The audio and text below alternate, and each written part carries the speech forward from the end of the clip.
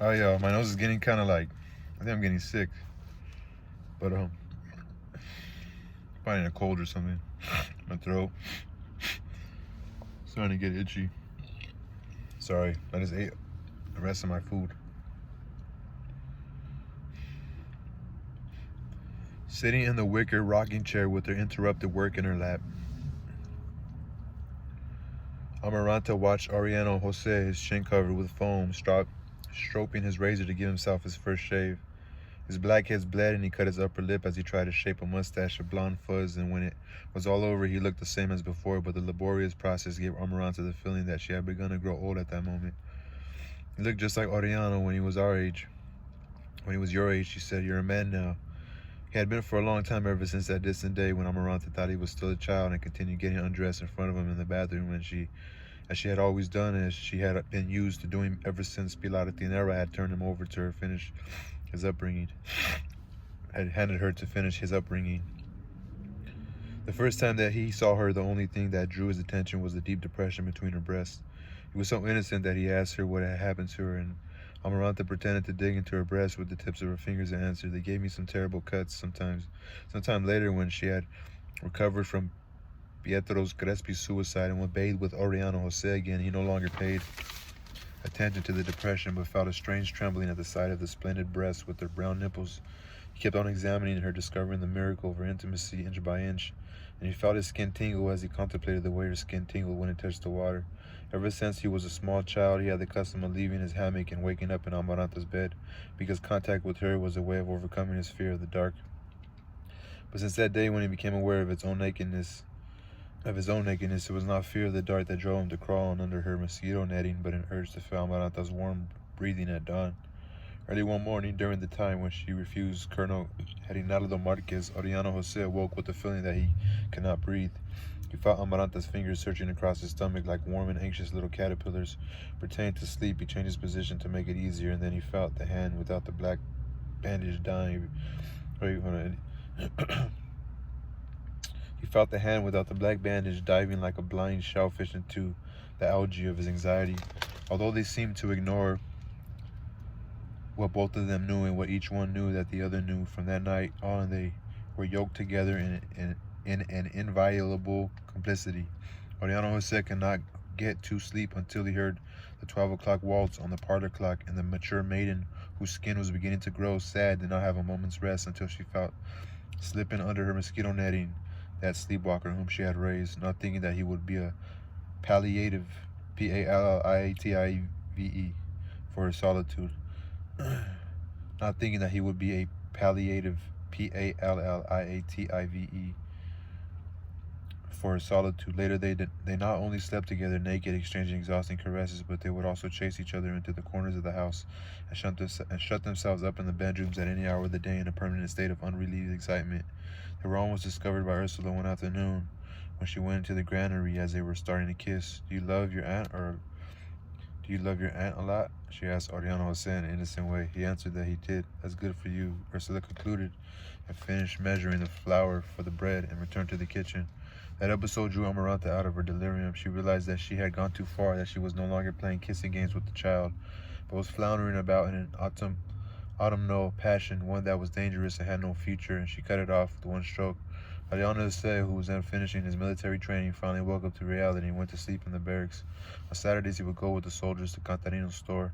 He was seeking consolation for his abrupt solitude, for his premature adolescence with women who smelled of dead flowers, whom he idealized in the darkness and changed into Amarantas by means of anxious efforts of his imagination. A short time later, contradictory news of the war began to come in. While the government itself admitted the progress of the rebellion, the officers of Moncada had confidential reports of the imminence of a negotiated peace. Toward the 1st of April, a special emissary identified himself to Colonel Aureliano Marquez. He confirmed the fact to him that the leaders of the party had indeed established contact with the rebel leaders in the interior and were on the verge of arranging an armistice in exchange for 3 cabinet posts for the liberals, a minority representation in the Congress, and a general amnesty for rebels who laid down their arms. The emissary brought a highly confidential order from Colonel Aureliano Buendia, who was not in agreement with the terms of the armistice. Colonel Aureliano Marquez was to choose 5 of his best men and prepare to leave the country with them. The order would be carried out with the strictest secrecy. 1 week before the agreement was announced, and in the midst of a storm of contradictory rumors, Colonel Aureliano Buendia and 10 trusted officers, among them Colonel Rogue Garnicero, stealthily arrived in Moncada after midnight, dismissed the garrison, buried their weapons, and destroyed their records. By dawn, they had left town along with Colonel Aureliano Marquez and his 5 officers. It was such a quick and secret operation that Ursula did not find out about it until the last moment, when someone tapped on her bedroom window and whispered, "If you want to see Colonel Aureliano Buendia, come to the door right now." Ursula jumped up out of bed and went to the door in her nightgown, and she was just able to see the horsemen who were leaving town gallop off in a mute cloud of dust. Only on the following day did she discover that Aureliano Jose had gone with his father. 10 days after a joint communique by the government and the opposition announced the end of the war, there was news of the first armed uprising of Colonel Aureliano Buendia on the western border. His small and poorly armed force was scattered in less than a week, but during the year, while liberals and conservatives tried to make the country believe in reconciliation, he attempted 7 other revolts. One night, he bombarded Rio Jaca from a schooner, and the garrison dragged out of bed and shot the 14 best-known liberals in the town as a reprisal. For more than 2 weeks, he held a customs post on the border, and from there sent the nation a call to general war. Another of his expeditions was lost for 3 months in the jungle in a mad attempt to cross more than 1,000 miles of virgin territory in order to proclaim war on the outskirts of the capital. On one occasion, he was less than 15 miles away from Moncada and was obliged by the government patrols to hide in the mountains, very close to the enchanted region where his father had found the fossil of a Spanish galleon many years before. Visitacion died around that time, who is the helper, the maid. She had the pleasure of dying a natural death after having renounced a throne out of fear of insomnia, and her last wish was that they should dig up the wages she had saved for more than 20 years under her bed and send the money to Colonel Aureliano Buendia so that he could go on with the war. But Ursula did not bother to dig it up because it was rumored in those days that Colonel Aureliano Buendia had been killed in a landing near the provincial capital. The official announcement, the 4th in less than 2 years, was considered true for almost 6 months because nothing further was heard of him. Suddenly, when Ursula and Amaranta had added new mourning to the past period, unexpected news arrived. Colonel Aureliano Buendia was alive, but apparently he had stopped harassing the government of his own country and had joined with the victorious federalism of other republics of the Caribbean. He would show up under different names farther and farther away from his own country. Later it would be learned that the idea that was working on him at that time was the unification of the federalist forces of Central America in order to wipe out conservative regimes from Alaska to Patagonia. The first direct news that Ursula received from him several years after his departure was a wrinkled and faded letter that arrived, passing through various hands from Santiago, Cuba. "We've lost him forever," Ursula exclaimed on reading it. "If he follows his path, he'll spend Christmas at the ends of the earth." The person whom she said it, who was the first to whom she showed the letter, was the conservative General Jose Moncada, mayor of Moncada since the end of the war. This Aureliano General Moncada commented, "What a pity that he's not a conservative. He really admired him like many conservative civilians." Jose Moncada had waged war in defense of his party and had earned the title of general on the field of battle, even though he was not a military man by profession. On the contrary, like so many of his fellow party members, he was anti-militarist. He considered military men unprincipled loafers, ambitious plotters, experts in facing down civilians in order to prosper during times of disorder. Intelligent, pleasant, ruddy-faced, the man who liked to eat and watch cockfights, he had been at one time the most feared adversary of Colonel Aureliano Buendia. He succeeded in imposing his authority over the career officers in a wide sector along the coast. One time when he was forced by strategic circumstances to abandon a stronghold to the forces of Colonel Aureliano Buendia, he left 2 letters for him, and one of them, quite long, he invited him to join in a campaign to make the war more humane. The other letter was for his wife, who lived in liberal territory, and he left it with the plea to see that it reached its destination. From then on, even in the bloodiest periods of the war, the 2 commanders would arrange truces to exchange prisoners. There were pauses with a certain festive atmosphere, which General Moncada took advantage of to teach Colonel Aureliano Buendia how to play chess. They became great friends. They even came to think about the possibility of coordinating the popular elements of both parties, doing away with the influence of the military men and professional politicians, and setting up a humanitarian regime that would take the best from each doctrine. When the war was over, while Colonel Aureliano Buendia was sneaking about the narrow trails of permanent subversion, General Moncada was named Magistrate of Moncada. He wore civilian clothes, replaced the soldiers with unarmed policemen, enforced the amnesty laws, and helped a few families of liberals who had been killed in the war. He succeeded in having Moncada raised to the status of a municipality, and he was therefore its first mayor, and he created an atmosphere of confidence that made people think of the war as an absurd nightmare of the past. Father Nicanor, consumed by hepatic fever, was replaced by Father Coronel. Father Coronel whom they called the Pup, a veteran of the First Federalist War, Bruni Crespi, who was married to Amparo Moscote, and whose shop of toys and musical instruments continued to prosper, built a theater which Spanish companies included in their itineraries. It was a vast open-air hall with wooden benches, a velvet curtain with Greek masks, and 3-box offices in the shape of lions' heads through whose mouths the tickets were sold. It was also about the time that the school was rebuilt. It was put under the charge of Don Melchor Escalona, an old teacher brought from the swamp who made his lazy students walk on their knees in the lime-coated courtyard and made the students who talked in class eat hot chili with the approval of their parents, Aureliano II and Jose Arcadio II, the Wiffle twins of Santa Sofia de la Piedad, were the first to sit in the classroom with their slates, their chalk, and their aluminum jugs with their names on them. Remedios, who inherited her mother's pure beauty, began to be known as Remedios the Beauty. In spite of time of the superimposed periods of mourning and her accumulated afflictions, Ursula resisted growing old. Aided by Santa Sofia de la Piedad, she gave a new drive to her pastry business. In a few years, not only recovered the fortune that her son had spent in the war, but she once more stuffed with pure gold the gourds buried in the bedroom. As long as God gives me life, she would say, there will always be money in this mad house. That was how things were when Aureliano Jose deserted the federal troops in Nicaragua, signed on as a crewman on a German ship, and appeared in the kitchen of the house, sturdy as a horse, as dark and long-haired as an Indian, and with the secret determination to marry Amaranta. When Amaranta saw him come in, even though he said nothing, she knew immediately why he had come back. At the table, they did not dare look at each other in the face, but 2 weeks after his return in the presence of Ursula, he set his eyes on hers and said to her, I always thought a lot about you. Amaranta avoided him. She guarded against chance meetings. She tried not to become separated from Remedios of beauty. She was ashamed of the blush that covered her cheeks on the day her nephew asked her how long she intended wearing the black bandage on her hand, for she interpreted it as illusion of her virginity. When she arrived, she barred the door of her bedroom, but she heard his peaceful snoring in the next room for so many nights that she forgot about the precaution. Early one morning, almost 2 months after his return, she heard him come into the bedroom. Then, instead of fleeing, instead of shouting, as she had thought she would, she let herself be saturated with a soft feeling of relaxation. She found him slip in under the mosquito netting as he had done when he was a child, as they had always done, and she could not repress her cold sweat and the chattering of her teeth when she realized that he was completely naked. Go away, she whispered, suffocating with curiosity. Go away or I'll scream. But Aureliano Jose knew then what she had to do, because he was no longer a child but a barracks animal. Starting with that night, the dual inconsequential battles began again and will go on until dawn. I'm your aunt, Amaranta murmured, spent. It's almost as if I were your mother, not just because of my age, but because the only thing I didn't do for you was nurse you. Aureliano would escape at dawn and come back early in the morning on the next day, each time more excited by the proof that she had not barred the door. He had not stopped desiring her for a single instant. He found her in the dark bedrooms of the captured towns, especially in the most abject ones, and he would make her materialize in the smell of dry blood on the bandages of the wounded, an instantaneous terror of the danger of death at all times and in all places. He had fled from her in an attempt to wipe out her memory, not only through distance, but by means of a muddled fury that his companions at arms took to be boldness, but the more her image wallowed in the dunghill of the war, the more the war resembled Amaranta. That was how he suffered in exile, looking for a way of killing her with his own death, until he heard some old man tell the tale of the man who had married his aunt, who was also his cousin, and whose son ended up being his own grandfather. Can a person marry his own aunt? He asked, startled. He not only can do that, a soldier answered, but we're fighting this war against the priests so that a person can marry his own mother.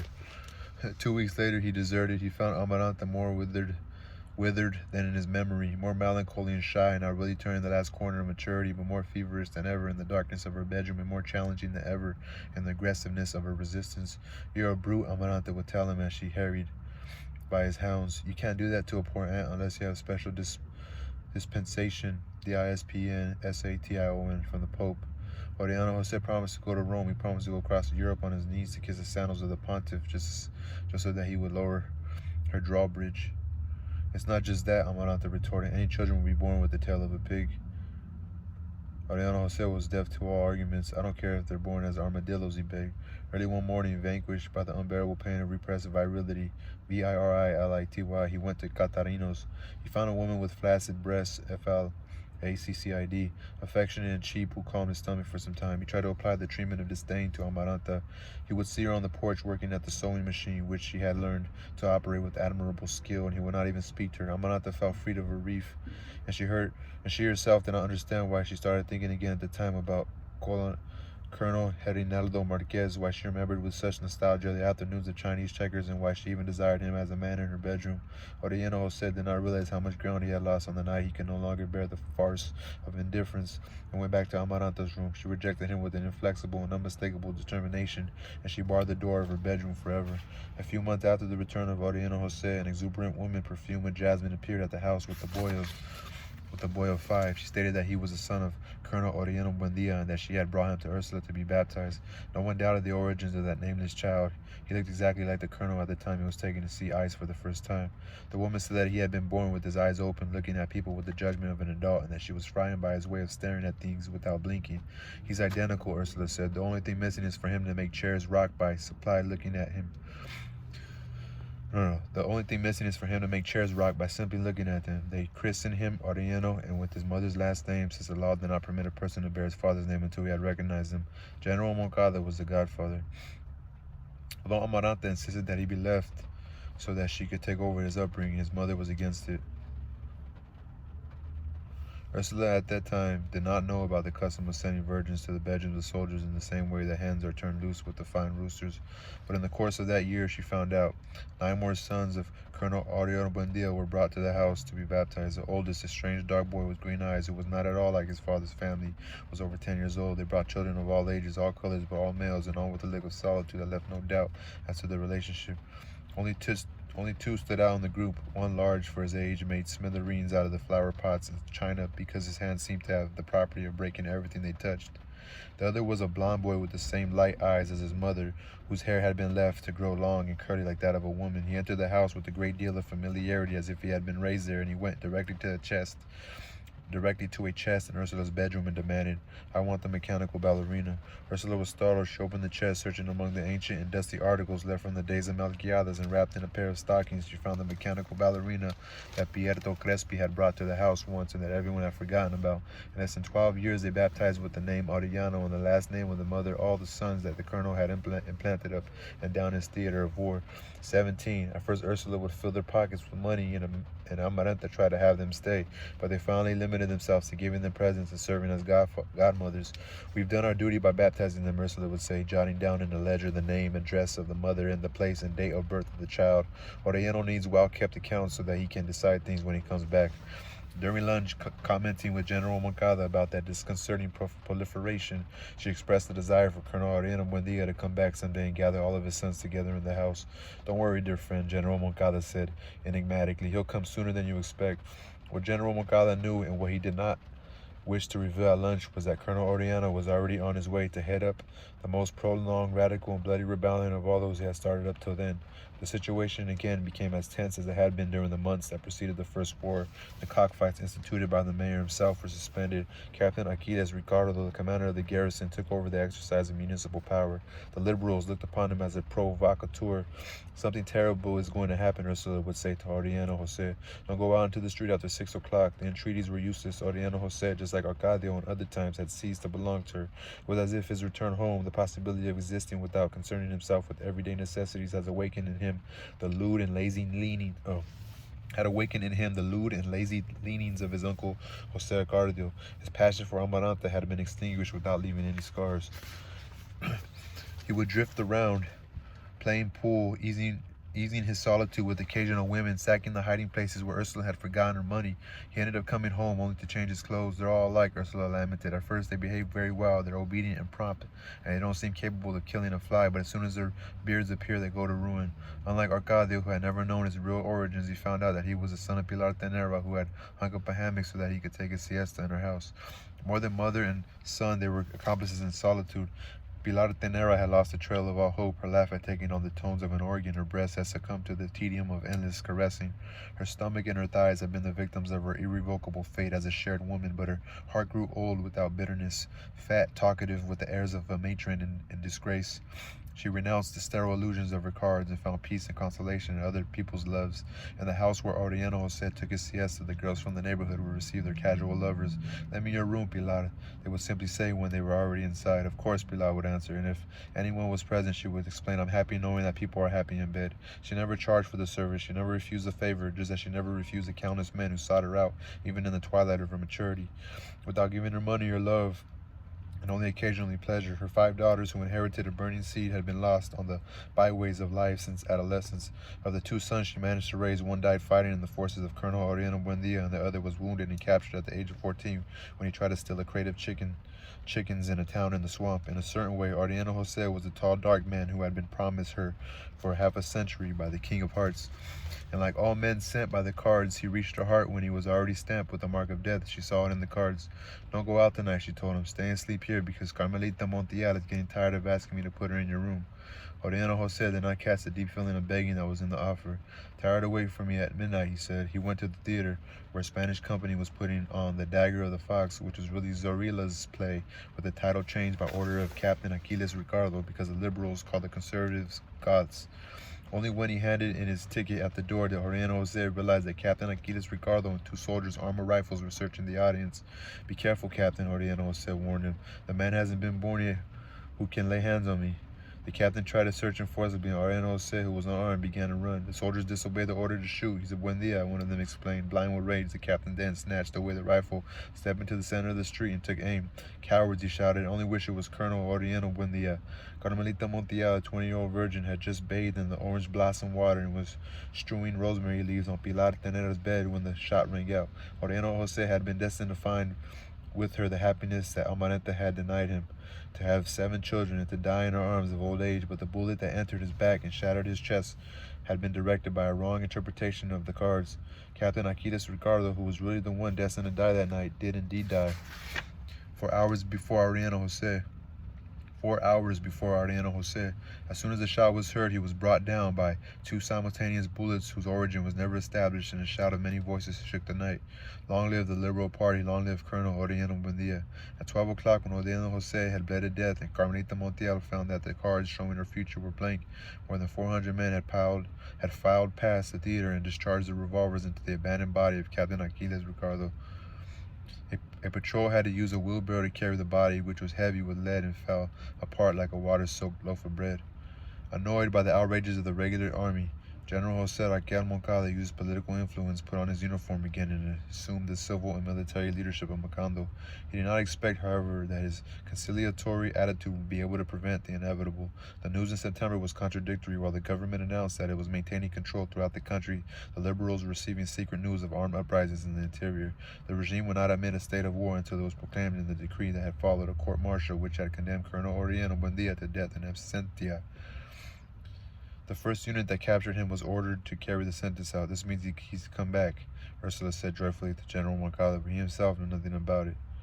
Actually, Colonel Aureliano Buendia had been in the country for more than a month. He was preceded by conflicting rumors, supposed to be in the most distant places at the same time, and even General Moncada did not believe in his return until it was officially announced that he had seized 2 states on the coast.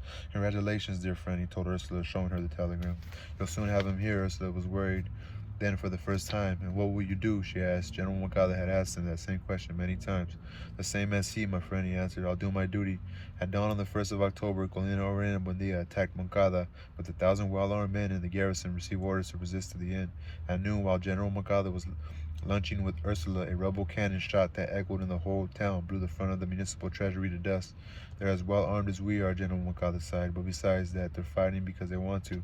At 2 o'clock in the afternoon, while the earth trembled with the artillery fire from both sides, he took leave of Ursula with the certainty that he was fighting a losing battle. "I pray to God that you won't have Aureliano in the house tonight," he said. "If it does happen that way, give him an embrace for me, because I don't expect ever to see him again."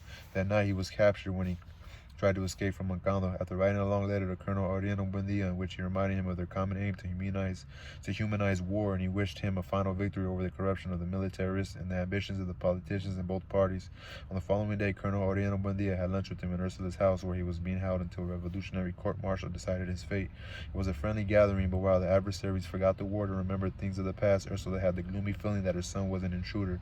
She had felt it ever since she saw him come and protected by a noisy military retinue, RETINUE, which turned the bedrooms inside out until they were convinced there was no danger. Colonel Aureliano Buendia not only accepted it, but gave strict orders that no one should come closer than 10 feet, not even Ursula, while the members of his escort finished placing guards about the house.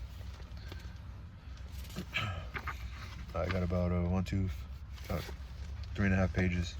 He was wearing an ordinary denim uniform with no insignia of any kind and high boots with spurs that were caked with mud and dried blood. On his waist he wore a holster with the flap open, and his hand, which was always on the butt of his pistol, revealed the same watchful and resolute tension as his look. His head, with deep recessions in the hairline now, seemed to have been baked in a slow oven. His face, tanned by the salt of the Caribbean, had acquired a metallic hardness. He was preserved against imminent old age by a vitality that had something to do with the coldness of his insides. He was taller than when he had left, paler and bonier, and he showed the first symptoms of resistance to nostalgia. Good Lord, Ursula said to herself. Now he looks like a man capable of anything. He was the Aztec shawl that he brought Amaranta, the remembrance he spoke of at lunch, the funny stories he told were simple leftovers from his humor of a different time.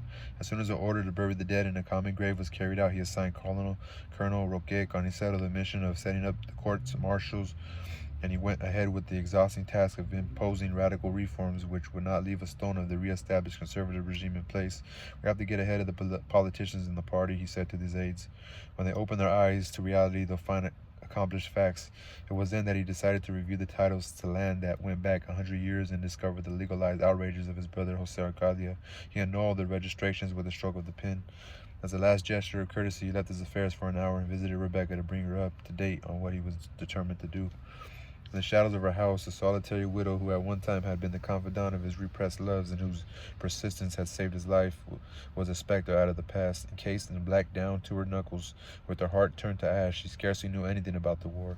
Colonel Aureliano Buendia had the impression that the phosphorescence of her bones was showing through her skin, and that she moved in an atmosphere of St. Elmo's fire, in a stagnant air where one could still note a hidden smell of gunpowder. He began by advising her to moderate the rigor of her mourning, to ventilate the house, to forgive the world for the death of Jose Arcadio, but Rebecca was already beyond any vanity. After searching for it uselessly in the taste of earth, in the perfumed letters from Pierto Crespi, in the tempestuous bed of her husband, she had found peace in the house where memories materialized through that strength of implacable evocation and walked like human beings through the cloistered rooms. Leaning back in her wicker rocking chair, looking at Colonel Aureliano Buendia as if he were the one who looked like a ghost out of the past, Rebecca was not even upset by the news that the lands usurped by Jose Arcadio would be returned to the rightful owners. Whatever you decide will be done, Aureliano, she sighed. I always thought, and now I have proof, that you're a renegade.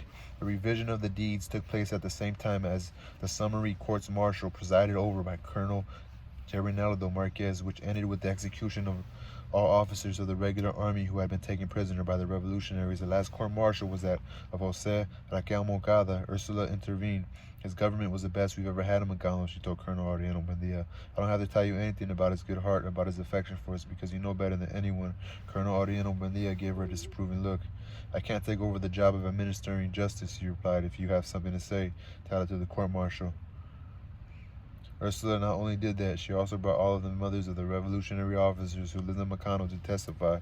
One by one, the old women who had been founders of the town, several of whom had taken part in the daring crossing of the mountains, praised the virtues of General Moncada. Ursula was the last in line.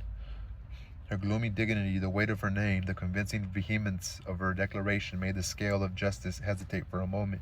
You have taken this horrible game very seriously. You have taken this horrible game very seriously, and you have done well, because you are doing your duty, she told the members of the court. But don't forget that as long as God gives us life, we will still be mothers, and no matter how revolutionary you may be, we have the right to pull down your pants and give you a whipping at the first sign of disrespect.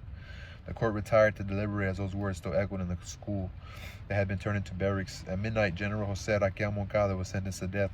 Colonel Aureliano Buendia, in spite of the violent recriminations of Ursula, refused to commute the sentence. A short while before dawn, he visited the condemned man in the room used as a cell. Remember, old friend, he told him, I'm not shooting you. It's the revolution that's shooting you. General Moncada did not even get up from the cot where he saw him come in. Go to hell, friend, he answered. Until that moment, ever since his return, Colonel Aureliano Buendia had not given himself the opportunity to see him with his heart. He was startled to see how much he had aged, how his hands shook, and the rather punctilious punctilious conformity with which he awaited death, and then he felt a great disgust with himself, which he mingled with the beginnings of pity. You know better than I, he said, that all court-martials are farces, and that you're really paying for the crimes of other people, because this time we're going to win the war at any price. Wouldn't you have done the same in my place? General Moncada got up to clean his thick horn-rimmed glasses on his shirt tail. Proudly, he said, but what worries me is Not you're shooting me, because after all, for people like us, it's a natural death. He laid his glasses on the bed and took off his watch and chain. What worries me, he went on, is that out of so much hatred for the military, out of fighting them so much and thinking about them so much, you've ended up as bad as they are. And no ideal in life is worth that much. And no ideal in life is worth that much baseness. Baseness. He took off his wedding ring and the medal of the Virgin of Help, put them alongside his glasses and watch. At this rate, he concluded, you'll not only be the most despotic, despotic, and bloody dictator in our history, but you'll shoot my dear friend Ursula in an attempt to pacify your conscience. Colonel Aureliano Buendia stood there impassively. General Moncada then gave him the glasses, medal, watch, and the ring, and he changed his tone.